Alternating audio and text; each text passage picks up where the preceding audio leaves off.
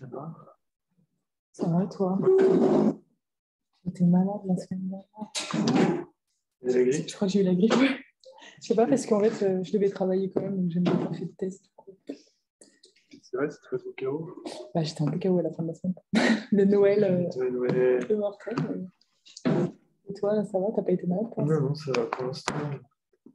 Ça se passe à Argenteuil? Ouais, c'est cool. C'est cool, c'est cool. Ouais, il y a du taf, mais c'est cool. Ouais, Comme partout. comme partout.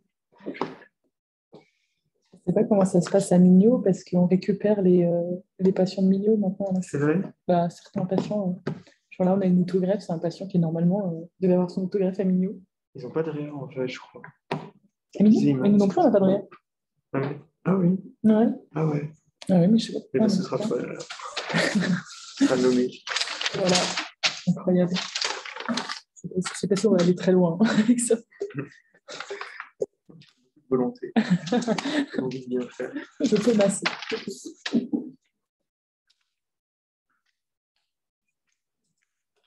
On est vacances là un peu? J'ai pris 2 jours là après Noël pour faire un beau week-end pour rentrer. Et, Salut. J'ai posé une semaine, je pense, complète, mais plus tard. Et les autres jours, je vais les poser parce que, genre, un vendredi pour faire des week-ends un peu. Ah, sympa. Je vais à la montagne, genre.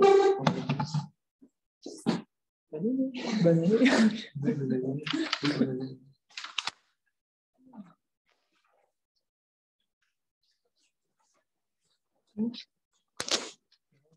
Voilà. J'ai en vacances la semaine dernière. Oh, voilà. Rien. On attend 3-4 minutes puis on commence hein, parce que personne n'a envie de partir. C'est un peu long le cours, mais bon, je vous le laisserai et puis des slides. Merci. Général. T'as pu prendre ton train et tout pour Noël pour aller. Ouais, c'est pour revenir. Je fais un bel acte manqué. Combien d'habitude? Un peu plus que ça? On est 6-7 généralement. En fait, on est 8 dans la promo. Ah! Donc, des fois, c'est pas tout le monde qui peut. Être là, on sort pas souvent assez tôt du stage. Oui, mais je veux dire, dans la promo, vous n'êtes que 8? Ouais. Oui. Ah oui, c'est pas beaucoup, hein. De moins en moins. Bah, j'ai l'impression que c'est ça. Hein. Ouais. Chaque année. Chaque année, ouais, sur les dernières années. Pas tellement plus. Bon, écoutez, dans ces conditions, on va commencer, puisque vous êtes 1, 2, 3, 4, 5, 6, 7. Hein. Donc, très bien. Donc, moi, je m'appelle France Pirenne. Je suis professeure de transfusion, d'hématologie et transfusion, mais plutôt transfusion, en fait, à l'Université Paris-Créteil. Et je suis directrice médicale de l'établissement Français du Sang. Voilà. Donc, je travaille à Henri Mondor. On a une grosse particularité, c'est les patients drépanocytaires. Je ne sais pas si vous en avez dans vos... Enfin, donc, je vais vous en parler, en fait. Mais c'est quand même de l'hématologie, même si c'est au bout du compte de la médecine interne. Voilà. Très bien. Donc, on va un peu voir toutes les bases de la transfusion sanguine pour que vous soyez capable de prescrire à bon escient les produits sanguins labiles. En fait, c'est un peu ça l'objectif. Hein. Voilà, c'est écrit. C'est savoir comment on ferme ce truc.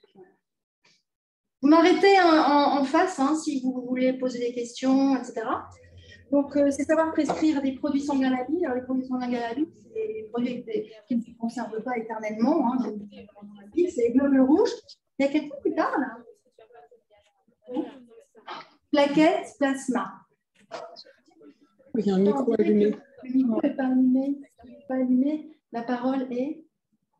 Il y a quelqu'un qui parle? Je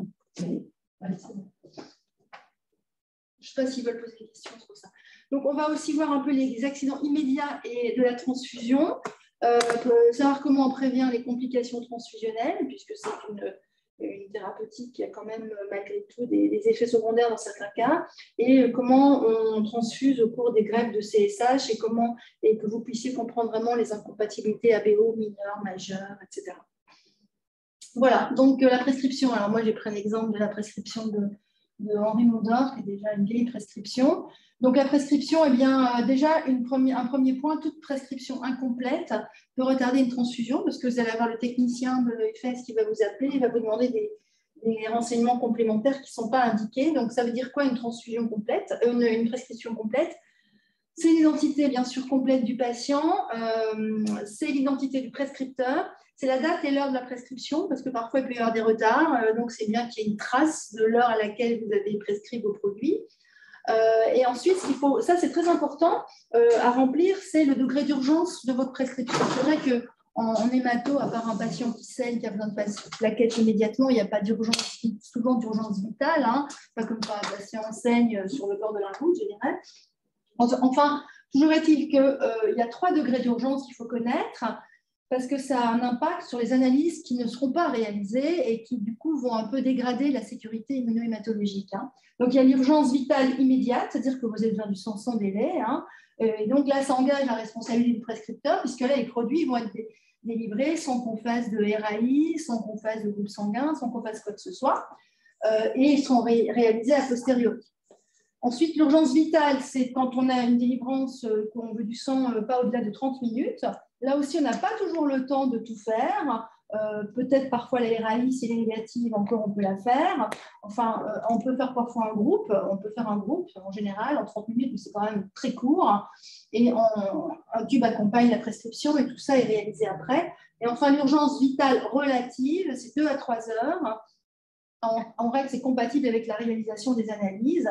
Et donc, quand on parle de ces urgences, il faut penser évidemment au délai d'acheminement et des tubes vers le labo et ensuite des produits de l'EFS vers ou du dépôt de sang vers le service. Voilà. Et puis, surtout, il y a des patients qui sont déjà connus et pour lesquels il y a besoin de réaliser des analyses. Ça, évidemment, c'est la situation la plus confortable. Mais s'il n'y a pas d'urgence, il ne faut pas cocher ces choses-là. Hein, voilà. Alors ensuite, ce qui est important aussi, c'est le domaine pathologique, puisqu'en fonction du domaine pathologique, il va y avoir des protocoles particuliers, comme les greffés de moelle irradiés, par exemple, hein, on irradie les produits. Si ce n'est pas indiqué, et si le prescripteur oublie de mettre irradié, bon, on risque de transfuser des produits non irradiés à des patients avec des risques derrière. Ensuite, il faut préciser, alors on va parler des globules rouges d'abord, hein, quand transfuser, bon, on va voir la quantité à transfuser, et ce qu'on appelle la qualification, c'est-à-dire les cases que vous devez cocher ici, on va voir quand vous devez les cocher, dans quelle situation. Bon, d'abord, les concentrés de globules rouges. Il faut savoir qu'il y a en moyenne 40 grammes d'hémoglobine totale dans un concentré de globules rouges. L'hématocrit est entre 50 et 70%. On amène du volume, hein, on en reparlera tout à l'heure, les personnes âgées, etc., hein, qui peuvent supporter l'arrivée de volume supplémentaire. Donc, c'est en règle 280 millilitres.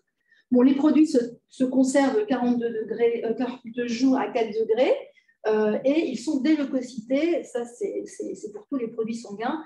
Il n'y a pas plus de 1 10 puissance 6 globules blancs par poche. Voilà. Donc, alors, quand on regarde une poche de sang, eh bien, qu'est-ce qu'on voit dessus? On voit le groupe sanguin ABO, là, il est haut, et on voit le groupe Rhésus positif ou négatif, c'est-à-dire l'antigène D du système Rhésus, je vais vous redire, mais dans le système Rhésus, il y a 5 antigènes. Il y a le grand D, celui qu'on dénomme moins ou plus habituellement, mais c'est un antigène qui a un nom, qui s'appelle D. Grand C, grand E, petit c, petit e, et toujours la détermination d'un autre antigène qui est l'antigène KEL. Donc les poches, elles sont toujours phénotypées et groupées pour le groupe sanguin ABO, le système Rhésus et l'antigène KEL, toujours. Vous avez le volume sur la poche, la quantité d'hémoglobine, etc. Alors, la transfusion de globules rouges, quand transfusé, il y a les recommandations de l'HAS 2014 que vous pouvez télécharger sur le site de l'HAS, donc qui vous donne en fait essentiellement des seuils transfusionnels à partir desquels il est nécessaire ou pas, enfin à partir desquels il est nécessaire de transfuser un patient.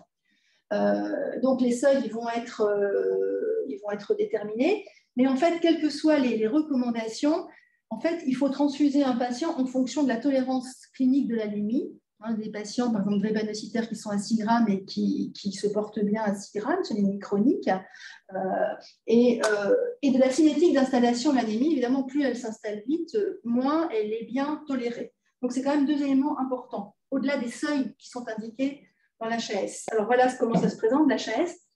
Alors, l'HAS, vous savez que c'est des recommandations qui sont classées en A, B, C. Et la plupart des recommandations, alors A, c'est quand il y a des évidences scientifiques robustes, et la plupart des recommandations transfusionnelles, c'est AE, c'est avis d'experts. C'est-à-dire c'est des experts qui se sont positionnés parce qu'il n'y a pas suffisamment, finalement, d'études, etc. Bref, c'est quand même des bons avis, attention. Hein. Et donc là, voilà, on ne va pas tous les faire, mais en fait, que ce soit les leucémies de l'adulte, les tumeurs solides, les maladies chroniques, myéloïdes, etc., insuffisance tubulaire, vous voyez qu'on a toujours un seuil en fait, qui est recommandé à 8 grammes. C'est-à-dire qu'on commence à transfuser en dessous de 8 grammes, mais voilà. Mais par contre, ce seuil il va être augmenté, hein, c'est-à-dire qu'on transfusera avant 8 grammes s'il y a une pathologie cardiovasculaire derrière qui fait que 8 grammes est moins bien supporté. Et bien sûr, en fonction de la cinétique, si vous avez un patient qui est en train de chuter son hémoglobine, il est à 8,5 grammes, vous avez déjà le transfusé, et puis voilà, si c'est plus simple de transfuser le jour plutôt que la nuit, d'attendre qu'il soit à 7 grammes, vous voyez, mais voilà, il y a quand même. Donc, ce n'est pas écrit dans du marbre, hein, c'est ça que je voulais dire.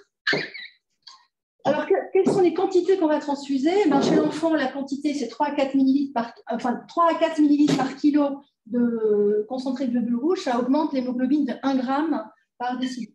Chez l'adulte, c'est facile à retenir, on dit qu'à peu près 1 concentré de globules rouges, ça augmente le taux d'hémoglobine de 1 gramme. Hein, voilà, et donc un peu moins chez la femme et un peu plus chez l'homme. Je retiens 1 gramme par poche. Voilà, c'est une façon, c'est bien. Alors maintenant, vous allez devoir dans votre prescription remplir les cases. Vous allez devoir dire est-ce que vous voulez du phénotypé, du compatibilisé, et pourquoi est-ce qu'on vous demande ça? Eh bien, on vous demande ça parce que ça a pour objectif de prévenir le risque immuno-hémolytique, c'est-à-dire tous les problèmes d'anticorps d'alloménisation qui peuvent produire des accidents transfusionnels. Alors voilà hein, le problème qui peut se poser. Transfuser un patient, il produit des anticorps, les anticorps sensibilisent les globules rouges transfusés, ils sont détruits et on a ce qu'on appelle une hémolyse post-transfusionnelle avec des manifestations cliniques extrêmement variables d'un patient à l'autre qui vont de la simple inefficacité transfusionnelle, vous arrivez à votre poche, vous attendez à ce qu'il monte 20 grammes, il reste au même taux. Bon, c'est pas bien, hein, c'est parce qu'on veut le transfuser, mais ça peut avoir des conséquences gravissimes et surtout dans les cas d'hémolyse intravasculaire via l'activation du complément, qui peuvent aller dans des cas graves jusqu'au décès du patient dans un tableau d'insuffisance rénale aiguë, de choc, de CVD, etc. Bon, voilà. Alors en fait, là, on voit que c'est une hémolyse immédiate. Le patient, il a déjà les anticorps. Hein. Et quelle est la situation où il y a une incompatibilité qui peut être immédiate? C'est quand on a un accident, c'est dans les accidents ABO. Parce que vous savez que dans le système ABO, si vous êtes O, vous avez automatiquement des anti-A et des anti-B. Donc, les anticorps sont préexistants. On dit qu'ils sont naturels, ils sont préexistants, on va dire. Il n'y a pas besoin d'avoir été exposé comme de l'alloménisation avec... on va le voir après. Donc, les anticorps sont préexistants. Donc, si on ne respecte pas donc cette compatibilité qui est indiquée là, hein, le O, on peut le donner à tout le monde, mais parce que le groupe sanguin O n'a ni A ni B, c'est pour ça qu'on appelle le O donneur universel, mais donneur universel uniquement pour le système ABO, hein, parce qu'il y a beaucoup d'autres systèmes de groupes sanguins. Voilà, donc ce sont des anticorps naturels. Mais on peut aussi avoir un accident immédiat. Si un patient qui a été transfusé dans le passé a produit un anticorps d'allo-immunisation, on va voir, et que cet anticorps est toujours présent, et qu'on a fait une ERAI et qu'on ne l'a pas vu. Bon, c'est très rare, hein, cette situation. Et donc, on peut éventuellement, mais c'est beaucoup plus rare. Donc, les accidents immédiats de la transfusion, c'est la plupart, c'est toujours, on va dire, du fait d'un accident ABO, on s'est trompé de poche, deux malades l'un à côté de l'autre, il y a eu une inversion, et c'est des choses qui arrivent encore, mais de moins en moins quand même. Hein. Voilà. Et ensuite, on a ce qu'on appelle l'hémolyse retardée. Et là, c'est quand on apporte à un patient donc des globules rouges avec des antigènes de groupe sanguin à sa surface que lui n'a pas sur ses propres globules rouges. Hein.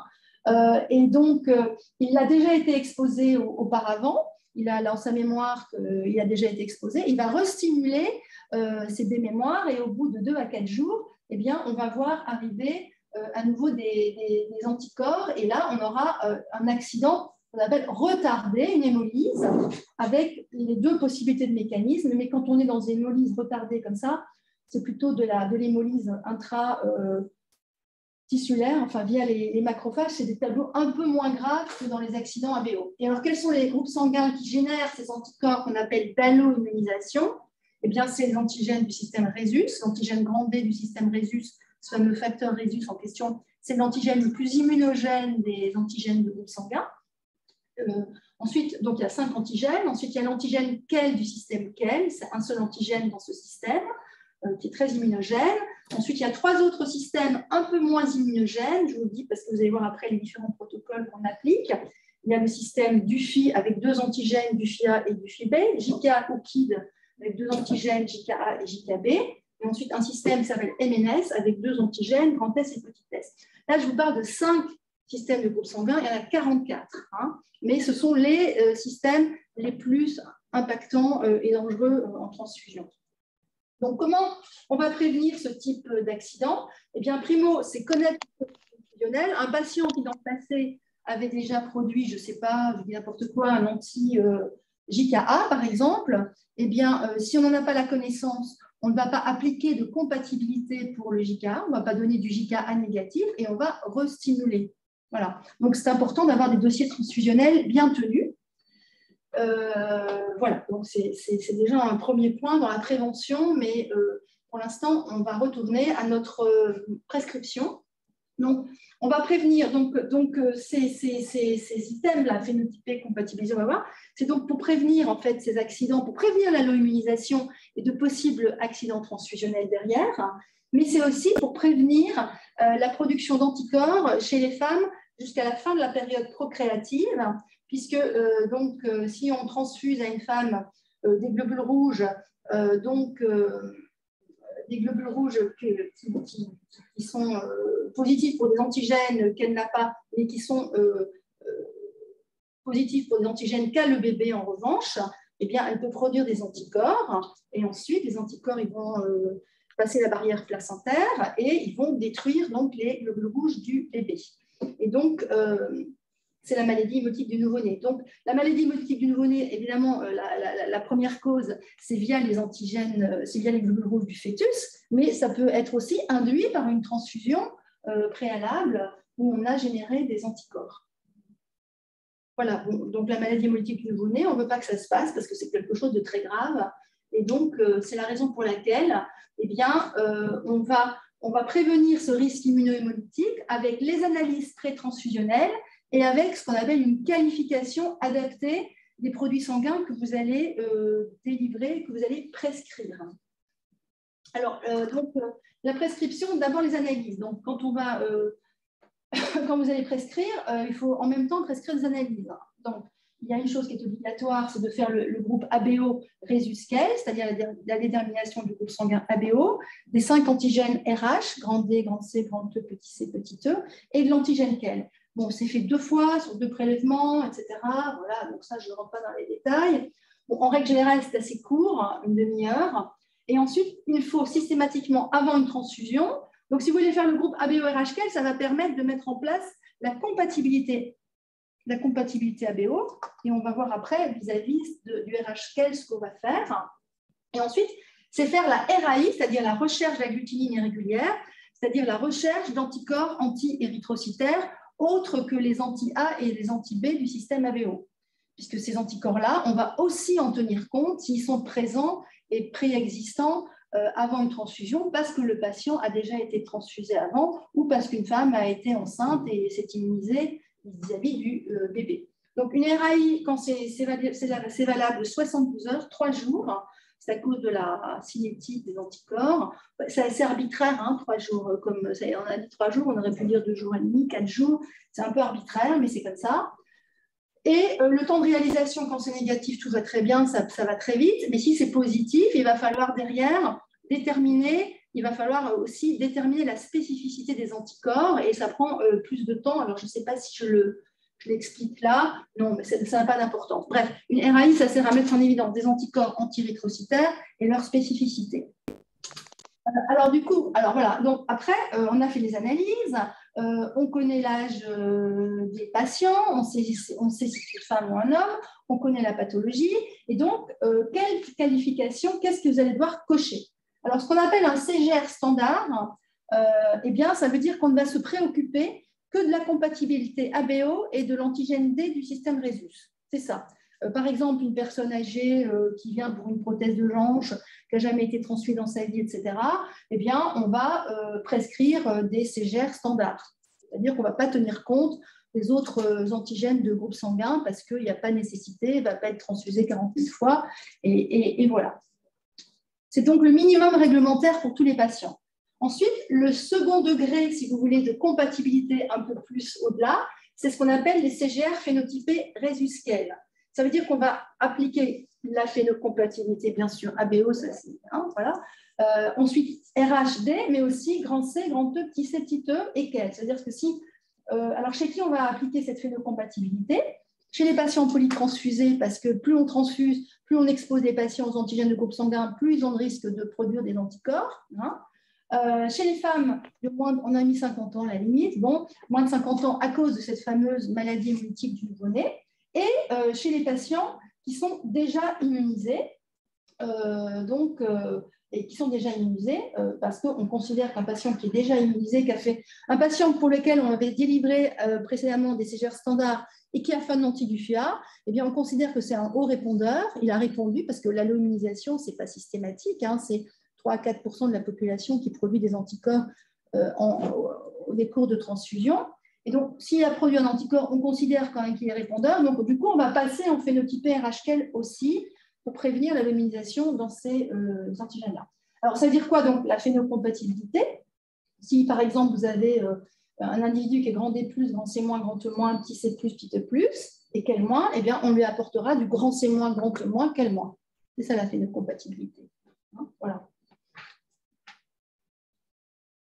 Voilà, donc là, c'est le prescripteur qui coche. Et puis, si le prescripteur a oublié de cocher parce qu'on est dans une de ces situations, eh bien, éventuellement, le biologiste revient derrière pour cocher.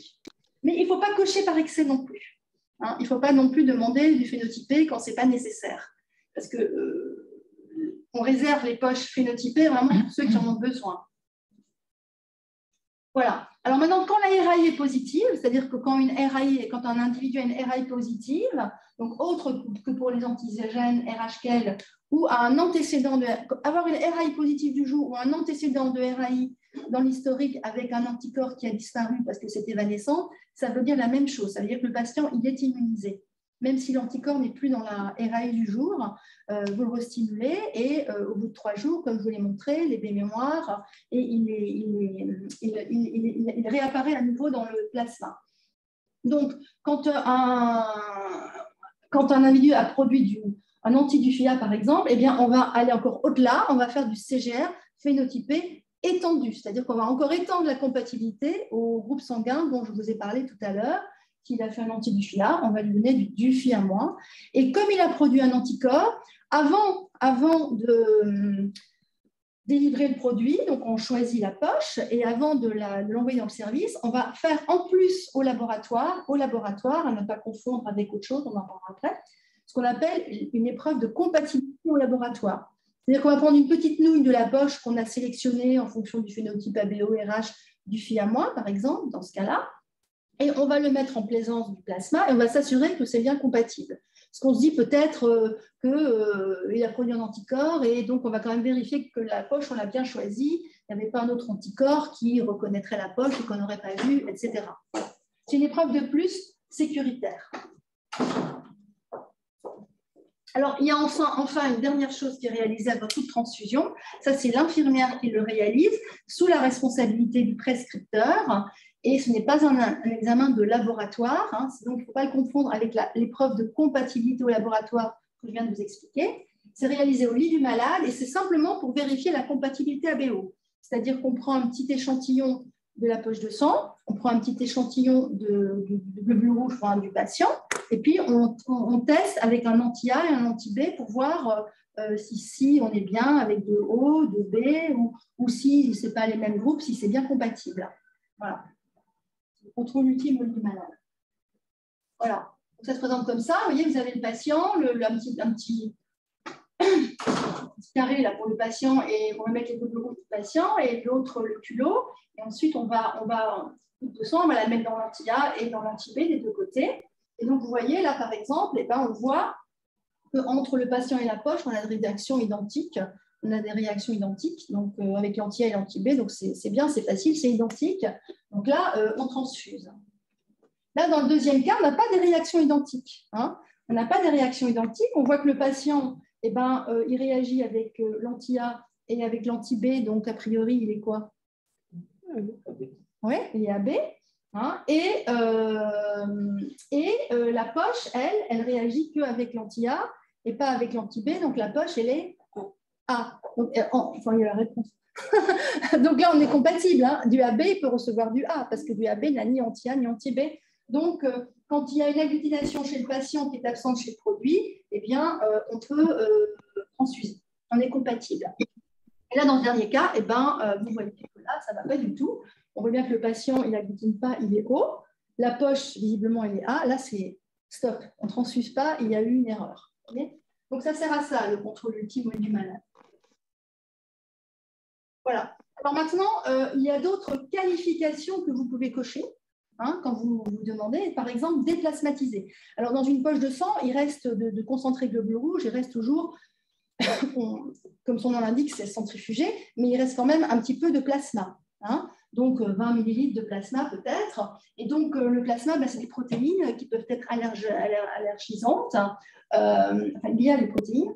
Donc, si le patient a un antécédent grave, et quand je dis grave, c'est grave, ce n'est pas le petit bouton, un petit peu d'urticaire ou toute chose grave de réaction immunoallergique, type antécédent de choc anaphylactique, dans ces cas-là, eh bien, il faut prescrire des produits déplasmatisés, c'est-à-dire qu'on va laver les poches, on va enlever tout le plasma, on va remettre en suspension. Et bon, c'est des manips qui sont longues, et donc, voilà. Et coûteuses aussi, parce que tout ça, ça a un prix, donc il ne faut pas, enfin, je ne dis pas qu'il ne faut pas le faire parce que c'est cher, mais ce n'est pas la peine de le faire si ce n'est pas nécessaire. Voilà. Et par contre, si le patient a un antécédent très minime d'allergie ou il a un peu réagi, on peut faire une prémédication par antihistaminique. Alors, la dernière chose qu'on peut cocher, c'est irradier. Donc, pourquoi est-ce qu'on irradie les produits? On irradie. Alors, je vous ai dit que le produit était déleucocyté, mais il en reste encore, un 10 puissance 6. Et donc, des globules blancs actifs du donneur sont dans la poche, et des patients immunodéprimés peuvent en fait aller, entre guillemets, attaquer les globules blancs, etc., le système immunitaire du receveur. Faire une GVH, vous connaissez bien, hémato, mais là on parle de GVH post-transfusionnel. C'est rarissime, je vous le dis, mais n'empêche que c'est la raison pour laquelle on irradie les produits dans les situations où les patients sont très immunodéprimés, et typiquement les patients greffés de moelle, que l'on va greffer. Voilà. Donc, si vous avez un patient, en général, on commence à irradier au moment du conditionnement les produits, vous voyez, une semaine avant. Voilà. Et puis après, en règle, on dit que pour les patients allogreffés, on continue, si jamais ils doivent encore être transfusés pour une raison X, Y, on les irradie à vie, les produits sanguins. Bon, alors ensuite, avant, il y avait une qualification qui était CMV négatif. Donc le CMV, c'est un virus intracellulaire. Et en fait, on a mis très, très, très longtemps à ne plus considérer de qualification CMV négatif, parce que depuis qu'on déleucocyte, en fait, il n'y a pour ainsi dire pas, enfin, il n'y a pas, on va dire, puisqu'il n'y a pas de transmission du CMV via des produits sanguins, parce que justement, ils sont déleucocytés. Disons que les leucocytes résiduels ne sont pas en nombre suffisant que pour transmettre le CMV. Donc, ce n'est plus une qualification que vous devez demander, il n'y a aucune raison de la demander. Alors voilà, l'exemple, donc maintenant que je vous ai dit tout ça, on prend une femme de 30 ans, pour laquelle, peu importe la raison, il y a une prescription de 1 CGR phénotypé. Donc, la première étape, on va faire son groupe sanguin et sa RAI. Et là, son groupe sanguin, on voit qu'elle est O, E- qu'elle moins. D'accord. Et bon, pour une raison peu importe laquelle, peut-être qu'elle a déjà été transfusée avant, elle a un anti-Dufia dans son plasma. Donc, la deuxième étape, c'est qu'on va aller dans la banque de sang chercher le CGR compatible. Donc, qu'est-ce qu'on va aller chercher comme CGR compatible? On va aller chercher du O, évidemment, on n'a pas le choix là, on est d'accord. Forcément du E-, du quel-, et du Dufia-. Alors, je vous ai dit que toutes les poches, on les connaissait pour le O, le résus et le quel, mais 15% des produits sanguins sont phénotypés quand on produit les poches, au-delà, c'est-à-dire qu'on teste les donneurs, au-delà du résus quel pour d'autres systèmes de groupe sanguin. Et donc, on en a toujours un petit peu en réserve. Et si on n'en a pas en réserve, on teste les poches. Voilà, vous voyez celle-là, par exemple. C'est bon. Donc, celle-là, on a de la chance puisqu'elle est grand moins qu'elle moins et elle est connue en Dufy et Dufy à moins. Donc, typiquement, et là, c'est marqué CMV négatif. Vous voyez, c'était encore une période où on testait le CMV. Il faudrait que je change la photo. Voilà. Donc on choisit la poche. Et une fois qu'on a choisi la poche, on prend un petit bout du boudin, là, hein, et on réalise cette fameuse compatibilité entre l'échantillon de la poche et le plasma du patient. Et on regarde si ça agglutine ou si ça agglutine pas. Voilà. Et puis ensuite, dans le service, le contrôle ultime au lit du malade. Alors après, il faut évaluer l'efficacité de la transfusion. Donc, elle est évaluée évidemment sur le taux d'hémoglobine, mais en fait, ce qui est important, c'est l'état clinique du patient. Hein. Voilà, pour décider si vous allez retransfuser, vous vous étiez dit, tiens, je vais lui donner deux CGR, il vaut mieux en donner un à la fois, mais enfin bon, s'il est vraiment bas, il faut en donner deux. S'il n'atteint pas tout à fait le niveau que vous espériez, mais que le patient est en bon état, il n'y a pas de raison de le retransfuser. L'état clinique, c'est vraiment important. Alors, donc, une situation qui est importante à connaître, c'est la transfusion au cours des anémies hémolytiques auto-immunes. J'imagine que dans vos services, vous avez souvent des patients qui ont des auto-anticorps aux anémies hémolytiques auto-immunes.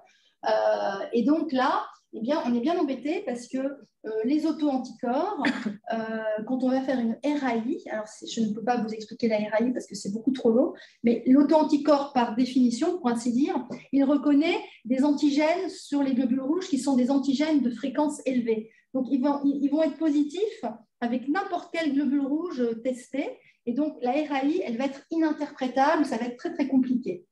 Et on a des techniques pour se débarrasser des auto-anticorps du plasma et après faire une RAI où on va rechercher uniquement ces fameux allo-anticorps qu'on doit respecter. Bon, mais c'est long, c'est très long.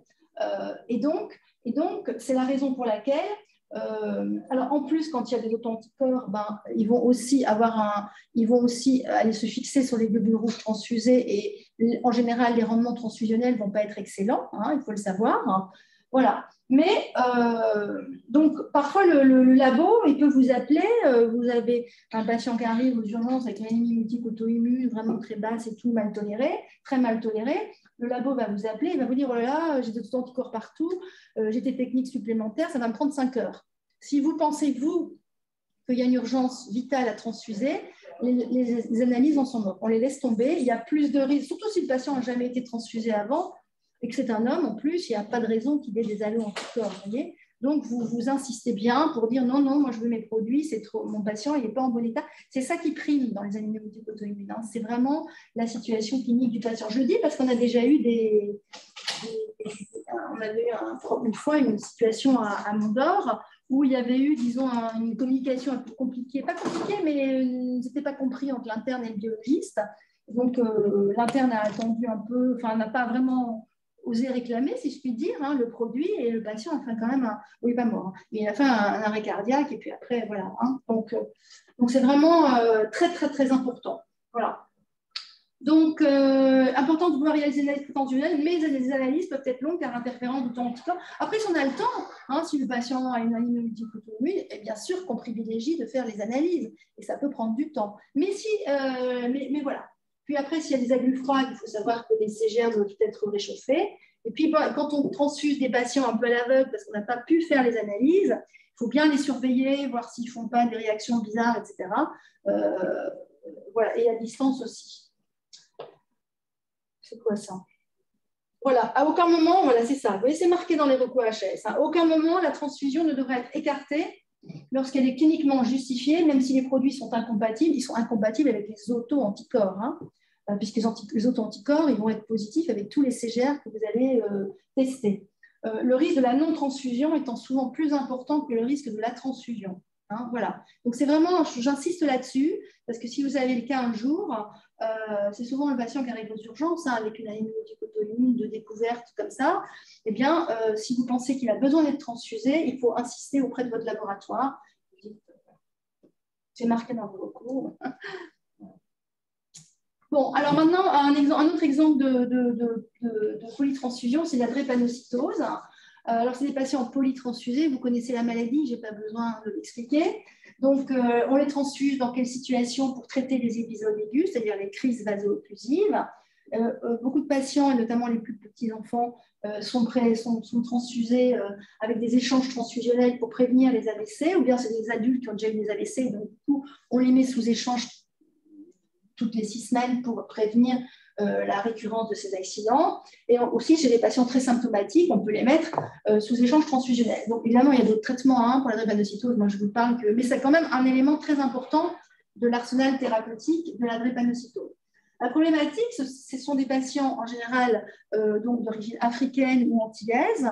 Les donneurs, ici, France métropolitaine, en règle générale, c'est plutôt des gens d'origine européenne. Donc, et ce qu'il faut savoir, c'est que les groupes sanguins, eh bien, la répartition des antigènes de groupes sanguins dans chaque groupe, elle varie d'un individu à l'autre, bien sûr, mais encore d'autant plus que les individus sont d'origine géographique éloignée. Donc, par exemple, chez un individu, si on prend 5 groupes sanguins, ce dont je vous ai parlé, en dehors de la BO, le phénotype le plus fréquent qu'on trouve vraiment communément, je dirais, chez un donneur d'origine européenne, eh ben, il peut être positif pour les 5 antigènes Rhésus, c'est fréquent. Il est la plupart du temps quel négatif. Il est souvent positif pour le DUFI et le DUFI B, souvent positif pour le JK et le JKB, et souvent positif pour le grand S et le petit S. Prenez un individu d'origine africaine, alors lui, il est souvent, dans 60% des cas, 70, il est négatif pour le grand C et le grand E, il est nul pour le DUFI, DUFI A-, B-, il est souvent JKB- et grand S-. Donc, il a beaucoup de négatifs. Donc, si on lui apporte du sang juste en faisant la compatibilité ABOD, vous voyez un peu vis-à-vis de quoi on va l'exposer, et donc évidemment on va l'alloimmuniser. Et en plus, les patients qui s'immunisent beaucoup parce qu'ils sont en situation très inflammatoire, surtout quand on les transfuse dans le cas de crise vaso-occlusive. Et l'inflammation, c'est un facteur d'augmentation de la production de ces anticorps d'alloimmunisation. Et en plus, chez ces patients, donc voilà, donc ils s'immunisent. Donc on a quand même, je vous ai dit tout à l'heure, dans la population générale des patients transfusés, on va dire qu'on a 2 à 3% de patients transfusés, un peu plus dans les myélodysplasies. Mais voilà, mais les patients drépanocytaires, on a des taux de 20 à 25% de patients allo-immunisés, donc c'est énorme. Voilà.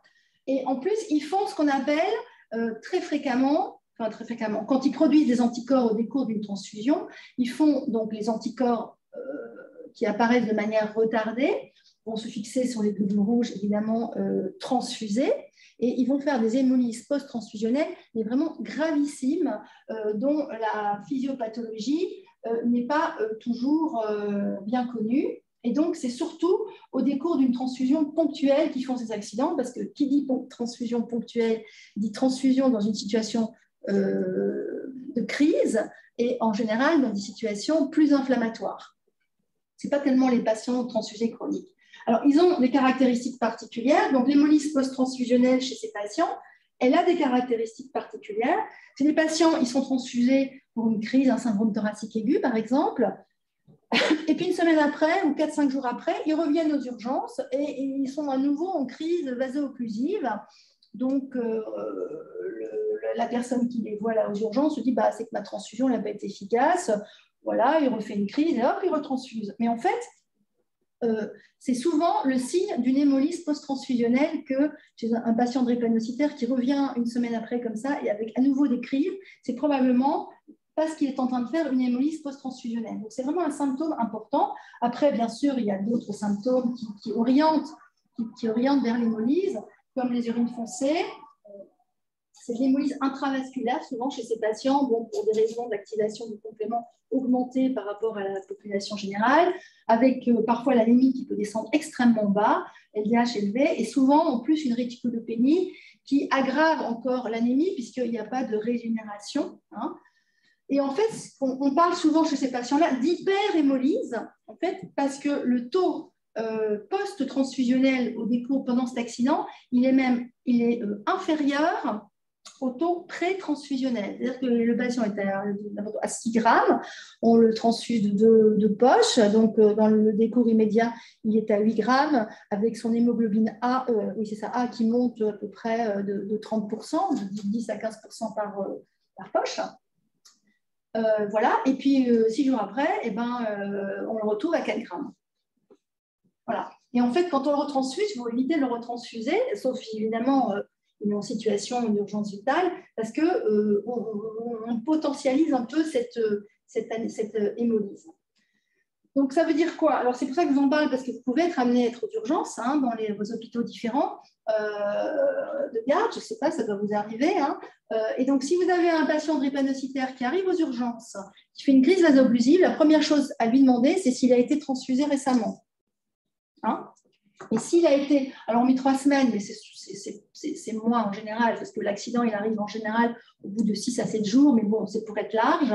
Et donc, s'il a été transfusé récemment, eh bien, il faut tout de suite penser à l'accident immunohémolytique post-transfusionnel. Et c'est important de faire le diagnostic, parce que la retransfusion peut potentialiser encore l'hémolyse. Bon, c'est une chose, mais c'est surtout qu'il y a des traitements qui sont efficaces, parce que ce sont des accidents qui sont liés à une activation du complément jusqu'au complexe d'attaque membranaire. Et donc, dans les formes vraiment graves d'hyperhémolyse aiguë, avec des patients qui se retrouvent en réa, eh bien, il faut arriver assez vite et on peut donner de l'éculizumab et ça peut être efficace. Donc, c'est 5 convertases.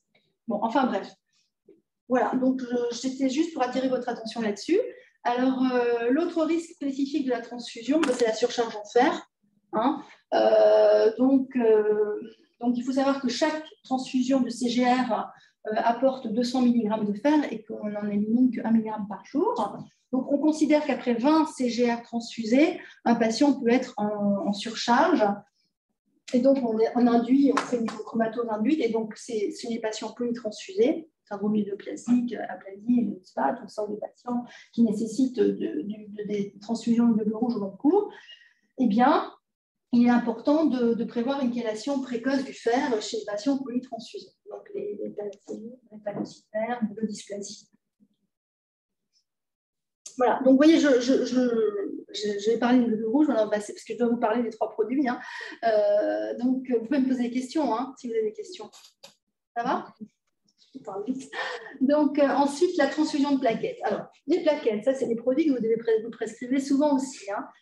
Donc, c'est quand transfuser, quelle quantité, quel type de plaquettes, et pareil, c'est la fameuse qualification. Et donc là, il y a le pavé au milieu, il y a plein de choses où on peut mettre des croix ou pas des croix. Donc, on va voir exactement comment il faut prescrire ces produits. Alors d'abord, il existe 2 produits plaquettaires. Ça, c'est important que vous le sachiez. Il y a comment on les produit. Il y a ce qu'on appelle le concentré de plaquettes d'aphérèse.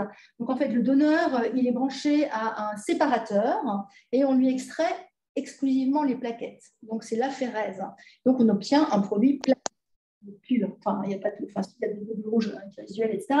Mais voilà, c'est un produit plaquettaire. En fait, c'est un seul donneur, c'est ça qu'il faut retenir. Un seul donneur. Donc, qui dit un seul donneur dit un seul phénotype HLA. Je pense que vous allez venir pour après, peut-être. Et donc, sur ces concentrés de plaquettes d'aphérèse, en règle générale, on détermine le phénotype HLA classe 1, donc A et B, du donneur, parce que ça pourra être utile dans certaines situations. Et la quantité de plaquettes, ça dépend vraiment du donneur, en fait. Ça va de 2 à 6, 10 puissance 11 plaquettes. Donc, on a des poches de CPA, ça s'appelle concentré de plaquettes d'aphérèse, qui font 2, et il y en a qui font 5, il y en a qui font 6, il y en a qui font 4, etc. Et puis, vous avez ce deuxième produit qui est un mélange de concentré de plaquettes. Et donc là, eh bien, on prend des dons de sang totaux, on les centrifuge et on obtient 3 phases. En bas, les globules rouges. Au milieu, ce qu'on appelle la couche leucoplaquettaire et en haut, le plasma. Et donc, les plaquettes, et donc on sépare ces 3 constituants. Et donc, on va isoler les plaquettes des couches leucoplaquettaires. Et on va mélanger 4 à 8 couches leucoplaquettaires, enfin des couches leucoplaquettaires de 4 à 8 donneurs, voilà, pour produire un mélange de concentré de plaquettes. Donc, dans un mélange de concentré de plaquettes, eh bien, on a 4 à 8 phénotypes HLA différents. C'est ça que ça veut dire. Et en règle générale, on les coupe, on se range pour que le produit fasse entre 2 et 2,5, 10 puissance 11 plaquettes.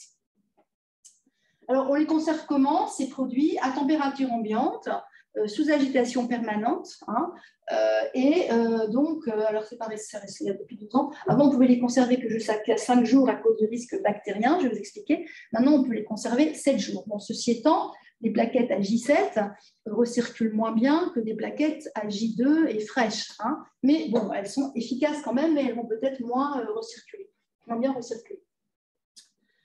Alors, donc, ce qu'il faut savoir, c'est très important, c'est qu'en termes d'efficacité, ce que vous cherchez, c'est c'est éviter que ça saigne, en gros, hein, eh bien, c'est la même efficacité. Et d'autre part, il n'y a pas de problème. Pourquoi les gens préfèrent donner, avant en tout cas, des plaquettes issues d'un seul donneur versus de 5-6 donneurs? Parce que dans l'idée, comme ça, c'était que si on a 6 donneurs, on a 6 fois plus de risques de transmettre un agent infectieux. Bon, alors maintenant, on peut oublier, hein, parce que les risques d'agents de transmission virale des virus majeurs, HIV, hépatite B, hépatite C, c'est vraiment, voilà. Et encore, je n'ai pas changé les chiffres parce que ça a été recalculé. C'est encore beaucoup moins. Donc, le risque résiduel d'un produit de transmettre un de ces virus, vous voyez, il est de 1 pour 3 millions de dons pour le VIH. En fait, il a été recalculé par rapport à des tests encore plus, comment dire, sensibles qui sont réalisés. Je crois qu'il est maintenant à 1 pour 10 millions, hein, pour le VIH. Donc, vous voyez, ça veut dire il y a 3 millions de dons par an. Ce serait une transmission du VIH tous les 3 ans. Et en plus, il n'y a pas eu de transmission du VIH depuis à peu près 12 ou 13 ans. Hein, je vous montrerai les chiffres. VHC, c'est encore moins. Et VHB, c'est 1 pour 6 400 000 dons. Vous voyez ? En fait, ce qu'on fait, c'est qu'on fait chez tous les donneurs un diagnostic génomique viral, hein, PCR. Voilà, et donc on cherche donc, évidemment, ça diminue la fenêtre silencieuse par rapport à la sérologie. Et vraiment, on peut rassurer les gens, il n'y a plus de risque de transmission de ces virus par la transfusion. Il y a plus de risque pour un patient drépanocytaire de faire une hémolyse post-transfusionnelle que voilà, par exemple. Hein. Alors, les différents produits plaquettaires, donc en fait, le CPA, le concentré plaquettaire, n'a d'intérêt que si le patient a des anti-HLA. Alors, quels sont les patients qui ont des anti-HLA préexistants? Les femmes qui ont déjà eu, à partir de 2 grossesses, il y a toujours des anti-HLA chez les femmes, pour ainsi dire. Et puis, les patients qui ont déjà été transfusés, que ce soit en plaquettes ou en globules rouges, parce que dans les globules rouges, il reste des globules blancs quand même résiduels, donc ils peuvent faire des anti-HLA. Les plaquettes, elles expriment les anti-HLA, elles expriment les antigènes HLA classe 1, donc elles peuvent aussi immuniser un receveur. Et donc, voilà, on va voir après. Alors, les indications de la transfusion de plaquettes, la transfusion de plaquettes, l'indication majeure, c'est évidemment la thrombose. Oui, allez-y. Une question pour la différence entre MCP et CPA. Oui. Du coup, il y a aussi plus de risques d'induire des anticorps anti-HLA quand on donne des MCP. Alors, en fait, pas tant que ça, finalement. On n'induit pas tellement plus c'est surtout quand les gens ont déjà des anticorps préexistants, pour les femmes par exemple, mais on n'a pas vu de différence, parce que c'est quand même déleucocyté malgré tout. Hein. Le fait de déleucocyter des produits, alors les études, je ne vous les montre pas là, mais on montré que vraiment on diminuait énormément l'allonisation anti-HLA chez les patients. Voilà. Donc, si vous avez dans l'idée, oh, je ne veux pas que mon patient va être greffé, etc., produise anti-HLA, je vais demander des CPA, on ne vous les donnera pas, s'il n'a pas d'anticorps préexistant. Voilà. Donc, ne vous formalisez pas si on vous dit non. Parce que parfois, les internes, les médecins, etc., ils cochent systématiquement CPA, mais s'il n'y en a pas besoin, on n'a pas besoin. C'est des produits quand même très précieux, hein, c'est un donneur, et c'est vraiment à réserver pour les patients qui ont des mauvais rendements du fait des anti-HLA, justement, ou pire, des états qu'on appelle réfractaires, c'est-à-dire pas de rendement plaquettaire du tout. Là c'est vraiment embêtant, hein, parce que si on transfuse des plaquettes, c'est parce qu'on ne veut pas qu'ils saignent, donc voilà. Donc, correction d'une thrombopénie centrale. Donc, dans 2 situations, quand le patient a un syndrome hémorragique, là, c'est une transfusion qui, pour le coup, est urgente. C'est vraiment l'urgence transfusionnelle dans le cadre de l'hémato. Hein. Mais la plupart du temps, vous transfusez quand même en prophylactique avec justement des seuils transfusionnels. Et donc, 10 gigas si le patient n'a aucun facteur de risque, donc c'est quand même relativement bas. Donc, il faut aussi tenir compte de la cinétique, hein, bien sûr, et en pleine chute. Bon. 20 gigas si le patient a de la fièvre, c'est une cinétique de décroissance, s'il a des traitements antiplaquettaires ou des lésions à potentiel hémorragique. Parce que la fièvre, produit une espèce de consommation des plaquettes. Et puis 50 gigas s'il y a une consommation des plaquettes via la CVD, par exemple, des gestes invasifs ou un traitement anticoagulant. Donc ça, c'est vraiment les seuils transfusionnels qu'on respecte, hein, quand même, et qui sont dans l'HAS. C'est pareil pour les plaquettes, vous avez les recos HAS, il y a vraiment... Voilà. Il y a un résumé au début de quelques pages qui est suffisant, hein, et puis après, il y a toutes les références bibliographiques, etc. Voilà. Et après, la thrombopénie périphérique, eh ben, c'est uniquement s'il y a un syndrome hémorragique. Hein. Un PTI, par exemple, vous ne transfusez pas s'il n'y a pas de syndrome hémorragique, ça ne sert à rien, les plaquettes, elles vont partir aussi vite fait avec les anticorps anti-plaquettes. Voilà. Donc, uniquement si... Alors, vous le transfusez, en revanche, il y a une urgence vitale pour passer des caps, hein, mais autrement, vous ne le transfusez pas. Alors, dans quelle quantité vous allez transfuser? Alors, la quantité, c'est important de la renseigner sur la prescription. Hein. Déjà, les plaquettes, on sait exactement, là, par exemple, on a un concentré de plaquettes d'aférel qui fait 3,5 10 puissance 11 plaquettes. Donc, c'est le nombre de plaquettes dans le produit. Alors, parfois... je le dirai après. La dose. Alors, le poids, enfin, la dose va dépendre du poids du patient. Hein, et donc, la dose qu'on prescrit, c'est 0,5 à 0,7 fois 10, soit 10 kg de poids. Bon, voilà. Bon. Mais en fait, ce qu'il faut savoir, c'est que parfois, la dose, sur certaines prescriptions, elle est écrite en nombre de plaquettes, mais elle peut être écrite aussi en unités. Alors, une unité, ça représente le nombre de plaquettes qu'on extrait d'une couche leucoplaquettaire. Ça représente 0,5 10 puissance 11 plaquettes. Il vaut mieux donner le nombre de plaquettes. Et donc, vous mettez la dose. Et si vous ne l'avez pas mise, ben, le technicien, s'il a le poids du patient, c'est lui qui va choisir la dose. Alors, parfois, les CPA, le nombre de plaquettes, il va dépendre du donneur. Donc, on ne va pas toujours être pile poil avec la dose. Parfois, on va être un petit peu au-dessus, parfois un petit peu en dessous. Hein. On n'a pas toujours les produits qui correspondent précisément à la dose du patient. Enfin, la dose qui est nécessaire au patient. Alors maintenant, quels sont les bilans pré-transfusionnels? Donc, qu'est-ce qu'il y a à la surface des plaquettes? Il y a des anticorps, il y a des antigènes HLA classe 1, là il y en a beaucoup. Hein.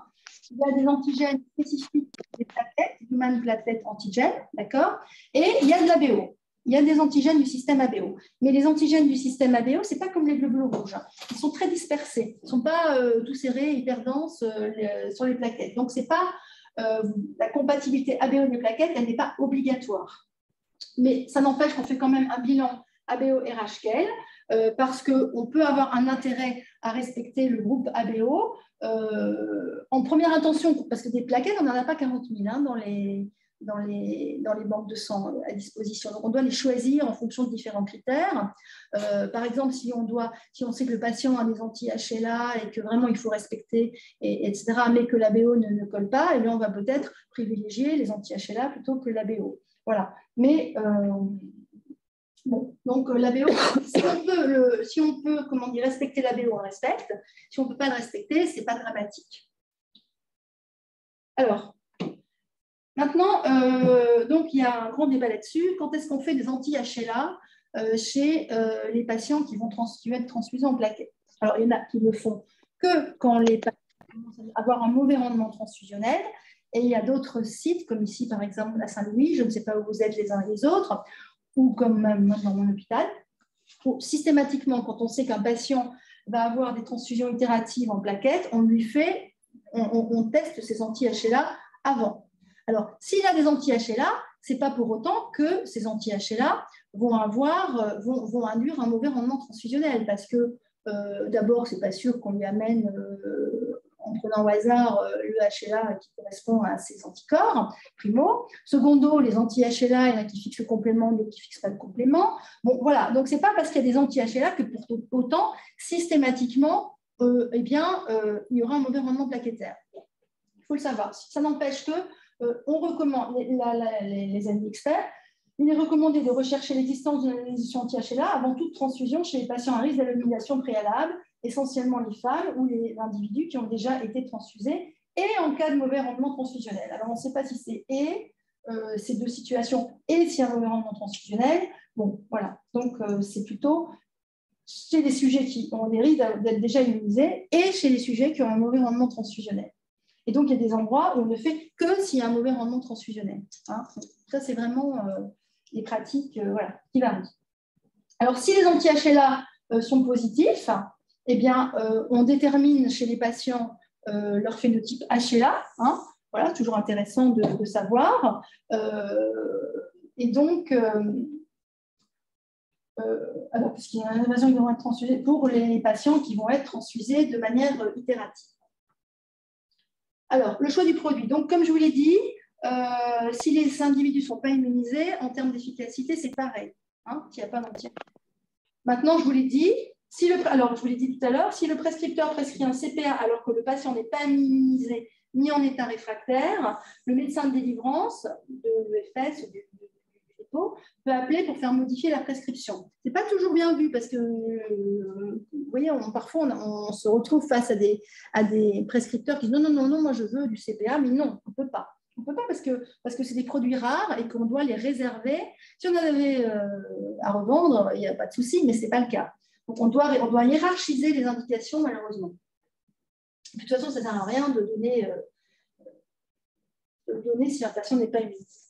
Alors, donc, les CPA-HLA, on va les donner uniquement s'il y a des anti-HLA, mais comme je viens de vous dire tout à l'heure, la présence d'anti-HLA n'est pas systématiquement associée à l'absence de rendement transfusionnel. Alors, c'est vrai que nous, par exemple, si sur notre logiciel, on voit qu'un patient a des anti-HLA et que coup de bol, on a justement des plaquettes avec des antigènes négatifs pour les anticorps du patient et qu'il n'y a pas besoin pour quelqu'un d'autre, on va les donner. Voilà, on se dit, voilà, pourquoi pas, hein, mais ce n'est pas obligatoire. C'est vraiment qu'à partir du moment où il y a un mauvais rendement qu'on commence à respecter les anti-HLA.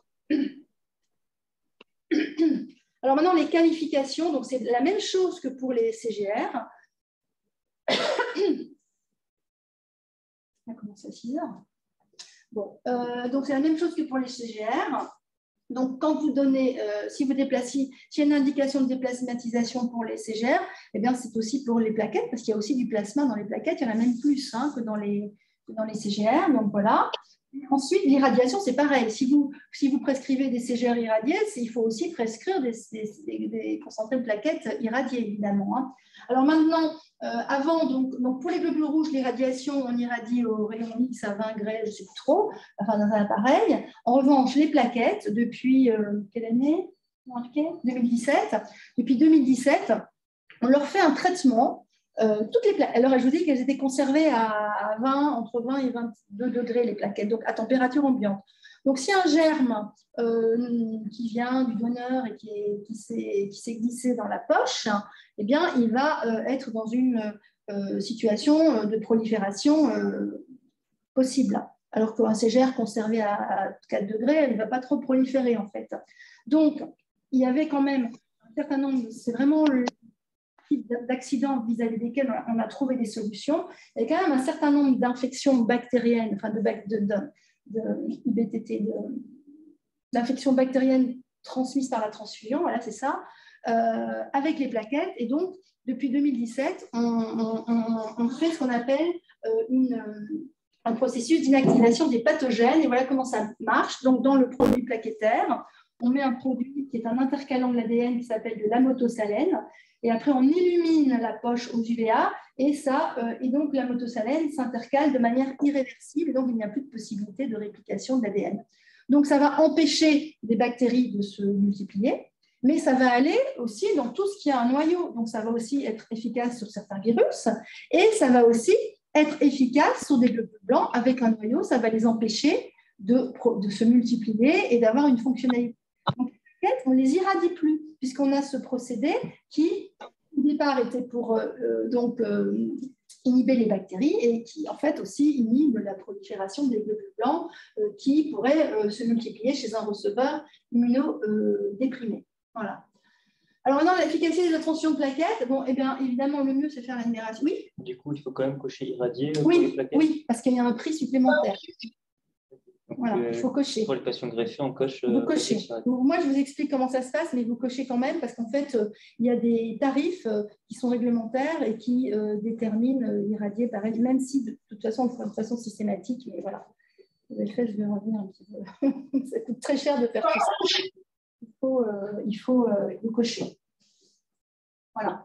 Mais c'est vrai que si vous oubliez, c'est pas dramatique pour les plaquettes, mais par contre, les rouges sont embêtants. Vous voyez? Voilà. Donc, la numération plaquettaire, donc voilà. Il y a quelqu'un qui pose une question ou c'est juste un bruit de fond, non? La parole est à... Non, c'est pas moi. OK. Après, on peut calculer ce qu'on appelle le rendement plaquettaire. Alors, c'est des formules. Pour voir si le patient a un bon rendement plaquettaire, c'est la NUM qui monte, et puis c'est tout, en fait. Hein. Et les calculs de rendement plaquettaire, il y a des formules. Je ne sais pas qui les utilise, mais il y en a une qui s'appelle le Correct Count Increment, donc qui est cette formule, avec une valeur attendue de supérieure à 7 après la transfusion de plaquettes. Et donc, voilà. Mais, si votre taux de plaquettes n'augmente pas après une transfusion, je crois que c'est de, je ne sais pas le chiffre en plus, hein.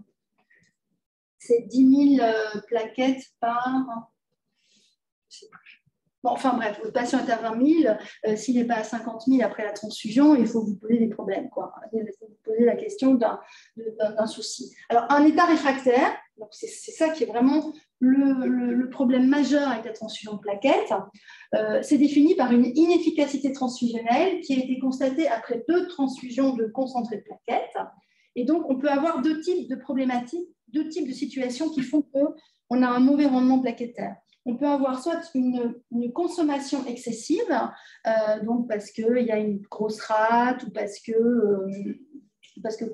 y a de la fièvre éventuellement, ou d'autres situations.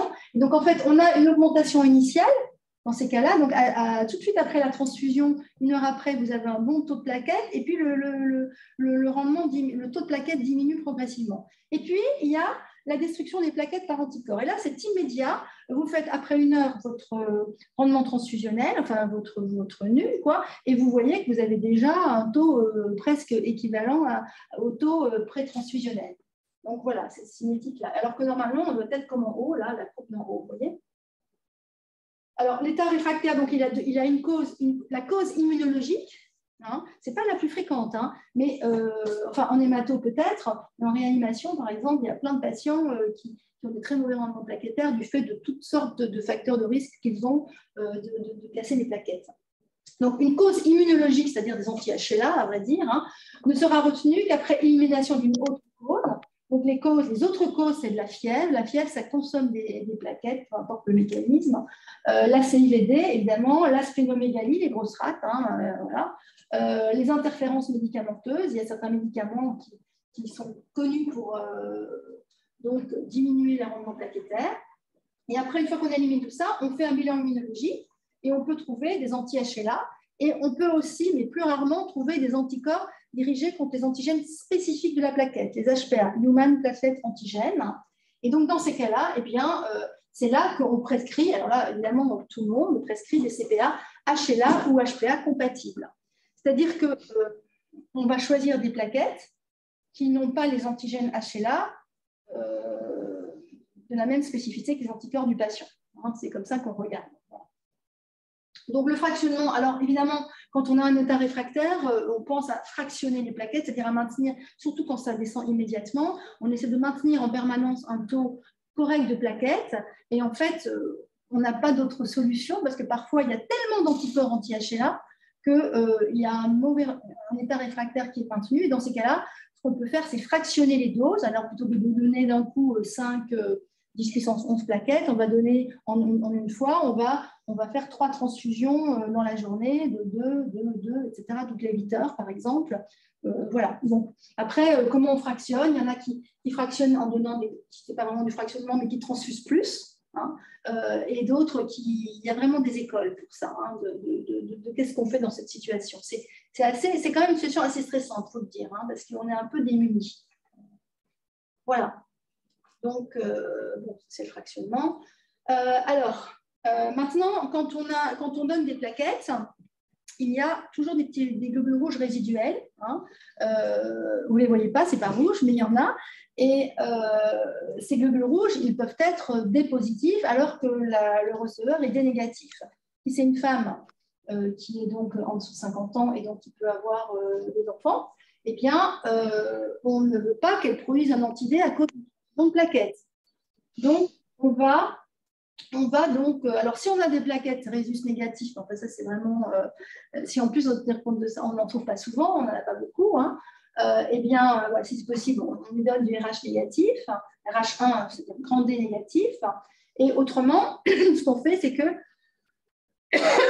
en même temps que la transfusion de plaquettes, on injecte du Refilac, de l'IgG anti-RH1, voilà, immédiatement avant la transfusion et dans les 72 heures si on n'a pas réagi suffisamment tôt.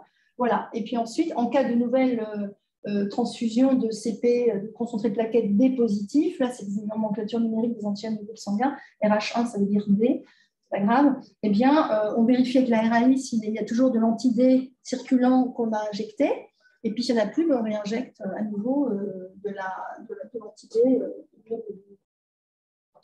Alors le plasma. Donc le plasma frais congelé, alors on a plusieurs types de plasma. On a 3 types de plasma en fait, que vous pouvez prescrire, mais en fait, ce n'est pas vraiment vous qui les choisissez. C'est 3 types de plasma qui peuvent être délivrés. Il y a 2 plasmas qui sont délivrés par l'établissement français du sang. C'est le plasma frais congelé sécurisé par quarantaine.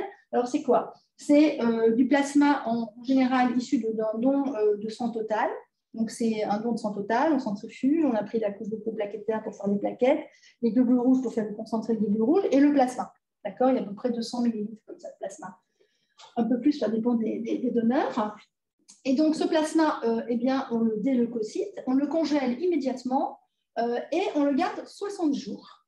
Et au bout de 60 jours, si le donneur est revenu, et qu'on lui a à nouveau refait ses tests et qu'il est négatif pour tous les virus qu'on teste, eh bien, on le délivre, on le sort de quarantaine et il peut être délivré. Donc ça, c'est un plasma sécurisé, ça s'appelle le PFC sécurisé.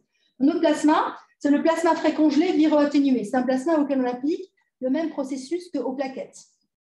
Donc celui-là, il n'y a pas besoin de le garder en quarantaine parce que de toute façon, on va circuler tout ce qui est de l'ADN et qui pourrait être infectieux dans le plasma. Et enfin, il y a un 3e plasma qui est donc issu d'un processus industriel. Donc, l'établissement français du sang, il prélève du plasma, il l'envoie dans un établissement industriel qui s'appelle le LFB. C'est eux aussi qui produisent les facteurs de la coagulation, les facteurs anti-hémophiliques, etc. Et donc, ils vont traiter tous ces plasmas, ils vont les mélanger tous ensemble et ils vont les traiter par solvant détergent. Et puis après, ces plasmas vont être redistribués, mais comme des médicaments. Peu importe. Voilà. Donc, les plasmas, ça se conserve à -25. Et après décongélation, il est important de les transfuser dans les 6 heures. Autrement, les facteurs actifs vont se dégrader et donc, ce n'est pas ce qu'on recherche. Voilà. Et donc, quand on transfuse du plasma, on apporte des anticorps anti-A et anti-B du donneur. Donc, la compatibilité, elle va être inverse de celle des concentrés de globules rouges. Voilà, donc c'est l'inverse. Donc c'est le plasma AB qui est le plasma universel, puisqu'on n'apporte aucun anticorps. Alors donc, vous avez donc la partie prescription de plasma. Donc la quantité. Alors attendez, regarde ce qui est marqué en haut. La transfusion de plasma frais congelé, alors ça c'est important, c'est les recommandations HS. On ne transfuse pas de plasma pour remplir quelqu'un, vous voyez ce que je veux dire. Il faut que le plasma, eh bien, on ne le transfuse que s'il y a une hémorragie aiguë associée à un geste à risque, ou soit un geste à risque hémorragique associé à une anémolie de l'hémostase. Voilà. Et la posologie, donc, elle est de 10 à 15 minutes par kilo. Ensuite, après, il y a tout ce qui est microangiopathie thrombotique. On doit faire des échanges plasmatiques pour éliminer des toxiques dans le circulant. Et là, c'est des grosses quantités de plasma. On peut être à 40 à 60 millilitres par kilo de plasma. On échange 1 à 1,5 masse plasmatique. Et enfin, au cours des CIVD, si vraiment on a un effondrement important du TP avec une hémorragie, on peut aussi être amené à transfuser du plasma. Alors, il y a un type de plasma qui est qualifié VHE négatif, c'est-à-dire que chez les donneurs, on a regardé s'ils étaient VHE+, ou VHE-. Il y a beaucoup de gens qui sont VHE+. Et donc, on a, parfois, il y a des indications de donner du VHE négatif, notamment, dans votre cas, ça peut être les greffes pour le plasma, les greffes allogéniques de CSH. Et on a vu en hémato des patients qui avaient donc une sérologie qui devenait positive pour le VHE, mais jamais vraiment des situations graves, mais enfin on peut avoir quand même des petits troubles hépatiques, etc. malgré tout. Donc il faut y penser s'il y a un patient qui d'un coup a des troubles transamination. C'est sur la feuille de demande, ça, le VHE? Non, c'est pas marqué, alors ça dépend, mais vous pouvez le demander vous-même. Ouais. Je ne sais pas si ça dépend des feuilles de demande, pour dire la vérité. Je ne saurais pas vous dire. Voilà, alors après, quand un patient saigne, eh bien, les globules rouges, il ne faut pas oublier de transfuser les plaquettes, même si vous avez le sentiment que les plaquettes ne sont pas si basses. Donc, la transfusion de plasma, elle va permettre de rétablir la volémie dans les hémorragies aiguës et de corriger les troubles de la coagulation.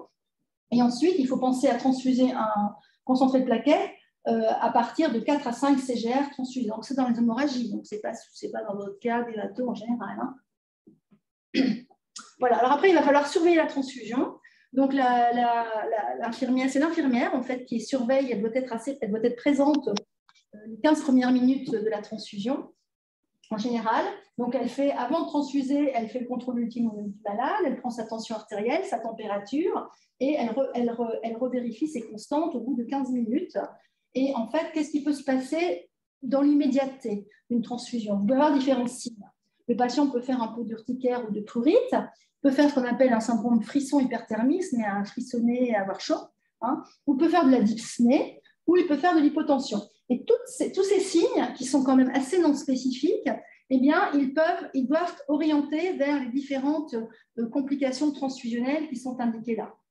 Alors, je ne vais pas rentrer dans le détail de toutes ces complications, parce que ce n'est pas le sujet. Donc, en général, si c'est un prurite, un urticaire léger, c'est une allergie modérée. Donc, la fois d'après, on prévoira peut-être de donner des antihistamiques si c'est vraiment désagréable pour le patient. Quand un patient fait des fièvres et frissons, là, ça peut être beaucoup de choses.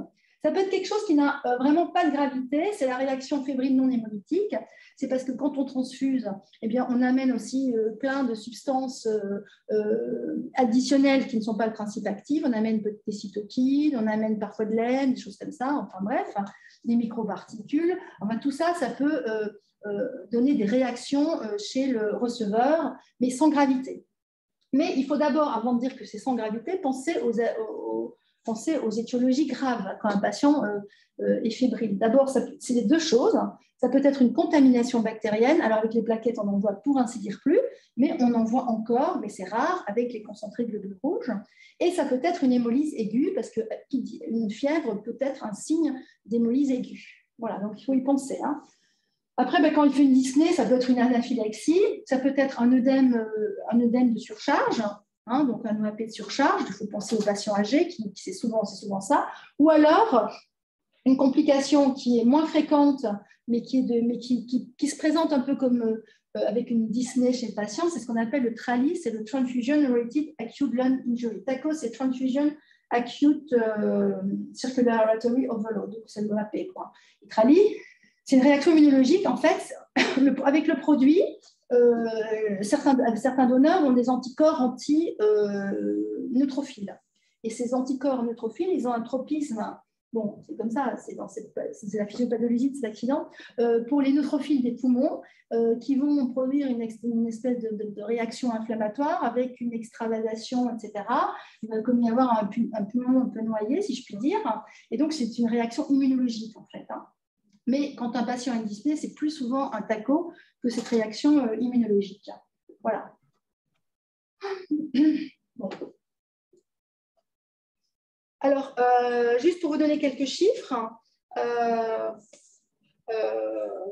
voilà, ça c'est des chiffres du rapport d'hémovigilance de 2021 qui est publié en 2022, donc vient de sortir, toujours un an de décalage, mais bon, les chiffres ne changent pas tellement. C'est pour vous montrer un peu. Alors, en 2021, eh bien, on a transfusé à peu près 2 250 000 concentrés de globules rouges. Des plaquettes, c'est les CPA et les MCP. Enfin, on en a transfusé à peu près 250 000 et les plasmas à peu près 200 000. Vous voyez, donc c'est quand même les globules rouges qu'on transfuse le plus. C'est les chiffres. Hein. Et après, quand il y a des accidents de la transfusion, eh bien, il faut les déclarer. Alors moi, je vous ai parlé que des accidents immédiats. Les hémolyses retardées, j'en ai parlé avec l'exemple de la drépanocytaire, la drépanocytose, de la surcharge en fer, ce sont des accidents retardés, ou des infections par VHE, c'est retardé aussi, etc. Mais je ne peux pas tout vous passer en revue. Hein. Donc, quand il y a un accident de la transfusion, il faut toujours le déclarer. Et on le déclare avec 2 critères, la sévérité.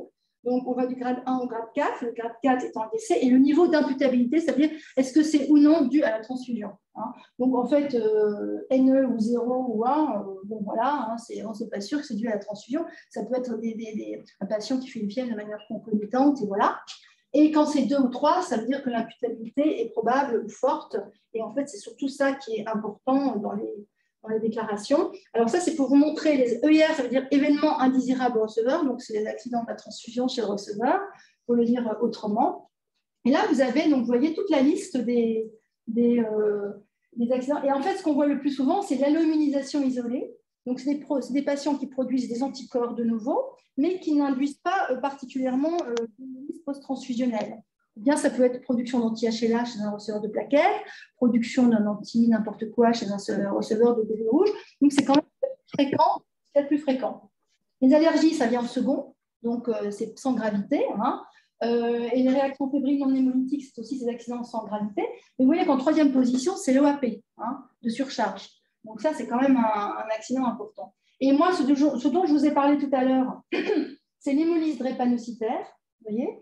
Donc c'est un accident très grave. Donc ça a l'air pas très fréquent parce que c'est 0,8 pour 100 000 produits sanguins transfusés. Mais si vous rapportez ça à la transfusion des patients drépanocytaires, on est à des taux beaucoup plus élevés parce que c'est vraiment un accident spécifique de ces patients en termes de gravité. Et si on le rapporte au nombre de produits sanguins transfusés à ces patients, on se retrouve à 35,8. Donc ouais, c'est un accident quand même qui est fréquent chez ces patients. Bon, voilà, je voulais juste vous montrer les chiffres. Qu'est-ce que c'est? Alors, les incompatibilités ABO d'imputabilité forte, c'est-à-dire les accidents ABO. Vous voyez que depuis 2009, il y a eu à peu près 50 accidents ABO, donc ce n'est pas non plus énorme, hein, mais c'est quand même trop. Et le dernier grade 4, c'est-à-dire décès, du fait d'un accident ABO, il date de 2010. Donc, vous voyez que voilà, c'est quand même une transfusion très sécurisée. Alors, le TRALI, c'est ce fameux accident immunologique qui a des manifestations pulmonaires. Bon, je vous laisserai regarder les chiffres. Ce qui est plus important, c'est important le TRALI, il faut y penser devant une dyspnée, c'est TRALI ou OAP. C'est plus souvent OAP. Hein. Donc, c'est la fréquence des... Alors, il y a un petit taco, mais c'est OAP de surcharge. Et donc, qu'est-ce que ça dit? Parce que j'ai juste mis ça là avant de venir. Oui, voilà, c'est ça. Déjà, on fait plus souvent les patients font plus souvent des OAP après des globules rouges qu'après la transfusion ou de plaquettes ou de plasma. C'est probablement dû aussi au caractère de viscosité peut-être plus important du globule rouge par rapport aux autres produits. Donc ça, déjà, c'est intéressant. Et en revanche, quand ils font alors, en revanche, la sévérité, quand ils font un OAP, que ce soit du fait de CGR ou de plasma, n'importe quoi, la sévérité n'est pas reliée, n'est pas associée, n'est pas dépendante du type de produit. Voilà. Donc, ça c'est quoi? Bon, ça c'est la courbe du nombre de fréquences pour 100 000 PSL, 9,7. Alors, ça n'a pas l'air énorme, 9,7 pour 100 000 PSL, mais en fait, c'est sous-déclaré. C'est-à-dire que parfois, les patients ont un peu de dyspnée, etc.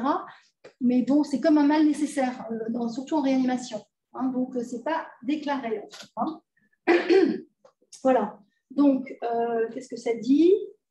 Donc, voilà, il y a quand même beaucoup, malgré tout, il y en a quand même beaucoup. Donc, il y a une circulaire de la DGS qui est ressortie en 2019 pour à nouveau attirer l'attention des prescripteurs, parce que ça, c'est de la surveillance au lit du malade, hein, c'est pour transfuser correctement, faire attention. Donc, il y a des règles, on va les voir. Voilà. Donc, en fait, on parle surtout essentiellement de patients âgés. Et donc, les seuils suivants donc, sont recommandés pour le patient âgé. Donc, 7 grammes en l'absence d'insuffisance cardiaque ou coronarienne et de mauvaise tolérance clinique. 8 grammes s'ils sont... Donc, oui, on est à des taux quand même assez bas, à condition qu'ils soient bien supportés. Mais c'est surtout là, le deuxième point, il est recommandé de ne prescrire qu'un seul CGR à la fois chez le patient âgé. Ensuite, on voit comment il va. S'il va bien, tant mieux, on arrête. Hein. Ce n'est pas pour autant qu'il ne va pas faire un OAP de surcharge, mais on ne transfuse pas dans la foulée 2 CGR à la fois à un patient âgé. C'est vraiment important. Hein. Voilà. Donc, on regarde comment ça se passe. S'il va bien, on s'arrête. S'il ne va pas bien, on attend un peu, on vérifie que tout va bien, on en reprend un deuxième. C'est une étude qui avait été faite dans les services d'urgence par un urgentiste de Saint-Loup, d'ici, justement. Et donc, en fait, j'ai juste sorti ce truc-là, enfin, ce tableau. Et en fait, il y avait, je ne sais plus combien de patients, 567 patients transfusés. Et là, ils ont bien regardé, ils ont eu ils ont déclaré 6 OAP de surcharge. Et on voit que chez les patients, ce qu'on voit donc, qui est répétitif quand même, c'est les patients hypertendus. L'hypertension, c'est un facteur de risque de ce fameux accident d'OAP de surcharge. Voilà, alors les séroconversions, comme je vous le disais, aucune séroconversion avec le virus de l'immunodéficience humaine. Donc, VIH, la séroconversion déclarée, c'est 2004. Donc, vous étiez peut-être pas nés. Enfin, je sais si peut-être vous étiez nés, mais très petit, hein, d'accord. Voilà. Ensuite, le virus de l'hépatite C, la dernière séroconversion, c'est 2. Vous voyez, donc c'est vraiment, c'est important de voir ça. Ça veut dire si les patients disent, oh, mais j'ai peur d'être transfusé, les plus vieux qui se rappellent de l'histoire de sang contaminé, quoi, en fait. Hein. Là, vous n'étiez pas nés, par contre. Je pense.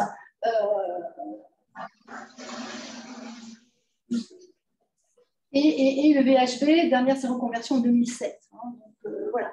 En revanche, séroconversion VHE, ça on le voit. Hein, on le voit encore, mais c'est quand même beaucoup moins grave. Hein. Donc en 2020, j'ai repris les données de 2020, mais bon, peu importe. Il y a eu 3 cas qui ont été déclarés en 2020, d'imputabilité certaine, tac, tac, tac. Voilà. Bon, je n'ai pas raconté des histoires, mais c'était souvent des patients d'hémato, hein, pour le coup. Et séroconversion de CMV, aucune. Un cas en 2020, pardon. Bon, voilà.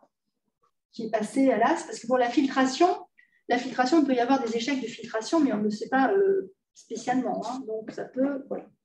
Et c'est quand même très rare. Hein.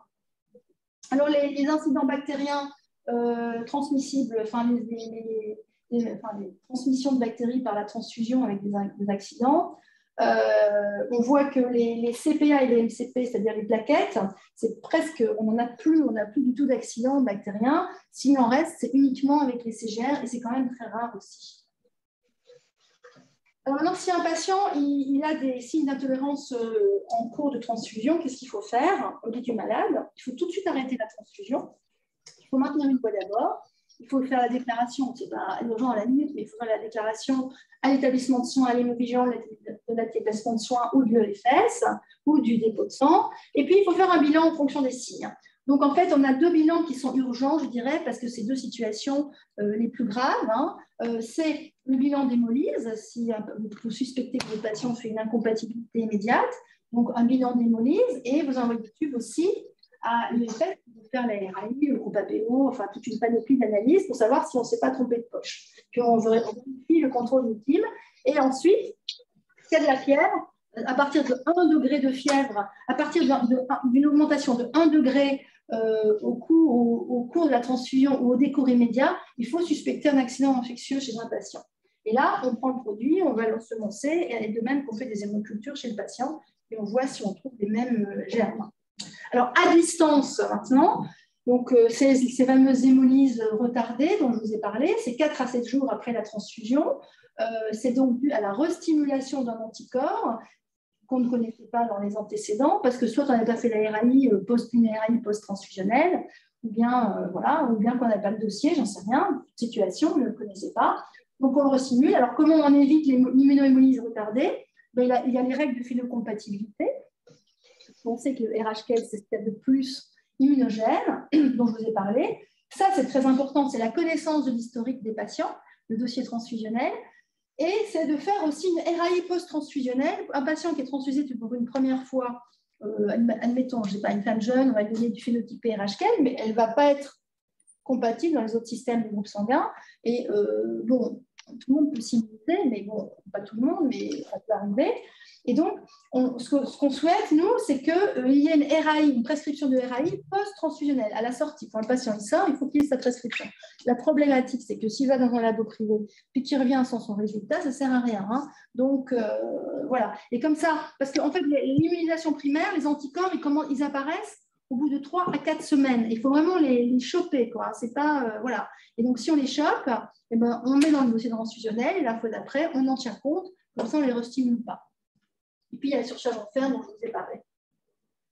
Alors, on va aller vite quand même, parce que je vais juste vous expliquer donc la transfusion du greffon, de les problématiques d'ABO, de compatibilité ABO majeure et mineure. Hein. Je vais surtout vous expliquer ça. Le reste, bon, vous regarderez. Donc, voilà, hein, vous savez bien que quand un receveur reçoit une greffe, il va changer de groupe. C'est la seule situation dans la vie où on change de groupe, hein, c'est la greffe. Hein. Autrement, il n'y a aucune autre situation. Hein. Voilà. Donc, les produits sanguins labiles ils doivent être compatibles avec le donneur et le receveur. Et donc, il faut à toutes les étapes prendre en compte cette espèce de compatibilité entre le donneur et le receveur. Hein. Et donc, en fait, si on n'arrive pas à compatibiliser le donneur et le receveur, eh bien, on privilégie de tenir compte du groupe sanguin du receveur, en fait. Mais bon, à la limite, ce n'est pas vraiment vous qui le décidez. Hein. C'est décidé au niveau du labo. Alors, en fait, il y a 3 types d'incompatibilité. C'est surtout ça, c'est important, les incompatibilités ABO. Donc, l'incompatibilité ABO majeure, c'est comme quand on transfuse du A à du O. Hein, voilà, c'est ça. C'est quand le patient il a les anticorps et que vous lui amenez un greffon avec des globules rouges qui peuvent être reconnus par les anticorps du patient. Ça représente à peu près 25% des greffes.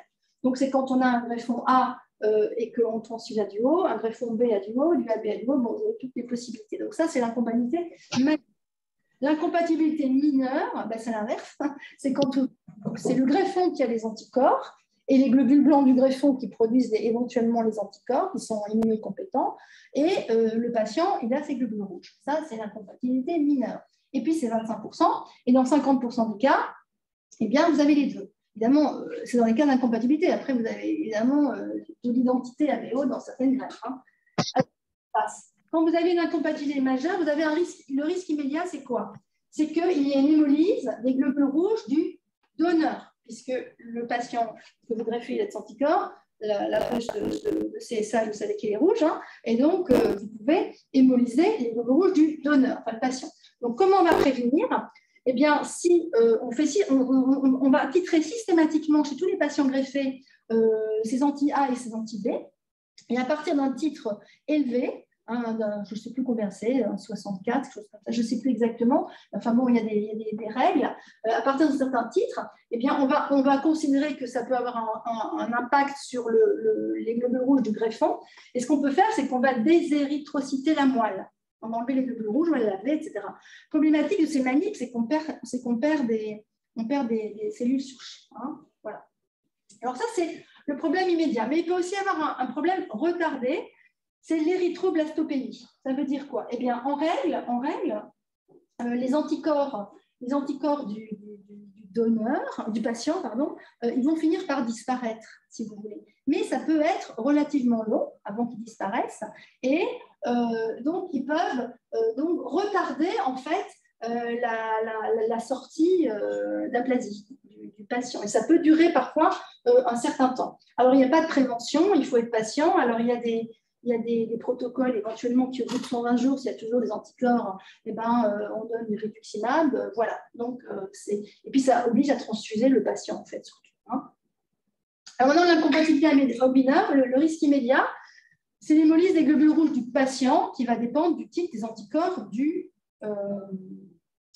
greffon. Hein. Alors, dans ces cas-là, eh bien, qu'est-ce qu'on va faire? On va déplasmatiser la moelle, puisqu'on va enlever les anticorps, mais aussi, c'est des manips, hein, des centrifugations et compagnie, et donc on peut perdre des cellules souches hématopoïétiques. Alors, le risque retardé, eh bien, c'est entre 10 et 20. Donc, on peut avoir, en fait, les lymphocytes, les B et les plasmos du donneur, les lymphocytes B du donneur, ils peuvent à terme produire des anticorps, ils sont actifs, qui produisaient si chez le donneur, il y a les anti-A et les anti-B, ils peuvent continuer à les produire chez le receveur. Hein, et donc, c'est ce qu'on appelle le syndrome du lymphocyte passager. Et donc ça, c'est relativement plus fréquent, mais parfois, ça peut être très intense. Hein, donc, on est plutôt embêté. Donc, pour prévenir ça, c'est de transfuser le plus tôt possible des produits qui sont compatibles donneur et receveur, et au mieux donner justement du receveur pour que ces anti-A et anti-B soient compatibles avec le receveur, puisque c'est ça que produit le patient. C'est les globules blancs du receveur, enfin les lymphocytes du receveur, qui produisent ces anticorps. Et puis, quand c'est l'incompatibilité dans le sens, là, vous avez tous les problèmes en même temps possibles. Voilà. Donc ça, on va passer, parce que ça, c'est un peu technique.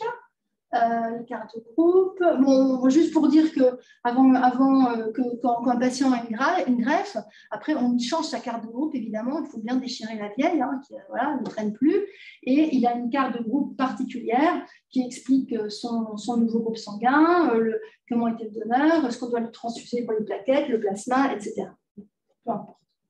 Dernier produit dont je ne vous ai pas parlé, c'est les granuleux. Alors, je ne sais pas si vous avez déjà eu l'occasion de transfuser des granuleux. Donc, les granuleux, c'est vraiment une transfusion qui est très peu réalisée. On doit faire près de 300 poches par an de transfusion de granuleux en France. Hein. Et il faut 3 critères. Il faut que le patient ait une neutropénie sévère, inférieure à 500 polis, une infection bactérienne ou fungique qui est résistante aux antibiotiques, en tout cas, voilà, et une infection qui peut être gravissime avec un risque vital ou extrêmement grave, c'est l'huile périnéale ou de la phase, c'est septicémique, infection fongique sévère. Alors, dans cette situation, il y a des gens qui systématiquement commandent des granuleux et d'autres qui disent que ça ne sert à rien. Donc, il n'y a vraiment pas de consensus sur l'efficacité de ce produit. Voilà. Ici, à Saint-Louis, par exemple, je crois qu'on en produit, on en commande pour les patients. Et il y a d'autres services hémato où... alors, c'est très difficile de faire des études parce que, si vous voulez, quand quelqu'un est persuadé que ça fonctionne, il ne va pas mettre son patient sans neutrophile dans un bras où on ne lui en donnerait pas. Donc, et puis, c'est des situations rares. Donc, on est toujours... voilà. Mais, donc, on les produit à l'établissement français du sang et les patients peuvent recevoir des granulés.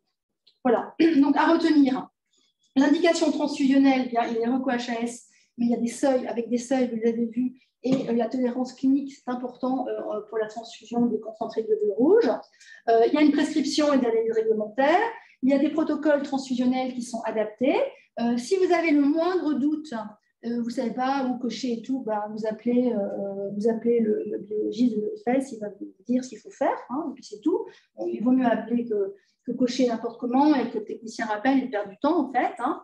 Voilà. Ensuite, un suivi immédiat et à distance, c'est pareil. S'il y a aussi des réactions, il ne faut pas hésiter à appeler l'EFS. Les situations à risque, les personnes âgées, l'OAP, vraiment, ça c'est la grosse situation à risque. Les patients drépanocytaires, c'est pour moi la deuxième grosse situation à risque. Voilà, de faire des accidents graves.